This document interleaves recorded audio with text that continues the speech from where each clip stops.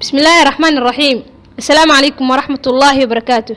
كسو دوادا جنالكيني SMCC cudurka duumada iyo uurka. Hooyada xilliga ay uurka leedahay waxa ku dhici kara duumada waxa uu ka mid yahay dhibaatooyinka caafimaad darre ee ugu badan oo soo wajaha hooyada xilliga ay uurka leedahay. Waxayna saameyn caafimaad darre ku keentaa hooyada iyo cunugeedaba.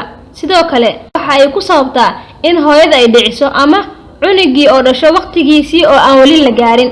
sidoo kale waxa ay sababi kartaa dhimashada cunuga marka uu dhasho kadib. maxaa sababa duumada ku dhacdo hooyada uurka leh? dumarku waxa ku dhaca isbeddello badan xilliga uurka, waxa hoos u dhac ku imaada difaaca jirkooda. sidoo kale hooyada xilliga uurka waxa ku soo siyaado xubin cusub oo loo yaqaan ibida cunuga. isbeddellada dhammaan waxa ay sababi karaan in hooyada u fududaato in uu ku dhaco cudurka duumada, kaasoo saameyn baan ku reeba caafimaadka hooyada iyo cunugeedaba. hooyada xilliga ay uurka leedahay ma laga daaweyn karaa cudurka duumada? waa su'aal inta badan ku taagan dadkeena Soomaaliyeed. inkastoo hooyada xilliga ay uurka leedahay aysan qaadan karin daawo kasto, haddana waxaa muhiim ah inaan ogaano in hooyada laga daaweyn karo cudurka duumada.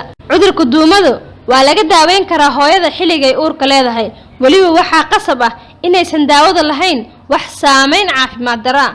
waa muhiim in mar waliba hooyadu ay la tashato dhakhtar. sidee ay hooyada uurka leh uga hortagi kartaa cudurka duumada? hooyada mar waliba inay qaadato cunno dheellitiran si uu kor ugu qaadmo difaaca jirkeeda. sidoo kale hooyadu meesha ay ku nooshahay in laga ilaaliyo inay noqoto meel biyo fadhi ah, taasoo sababi karto inay meesha ka dhalato kaneeco. hooyadu inay isticmaasho mara kaneeco ama mar waliba hooyada inay buufiso guriga ka hor waqtiga seexashada.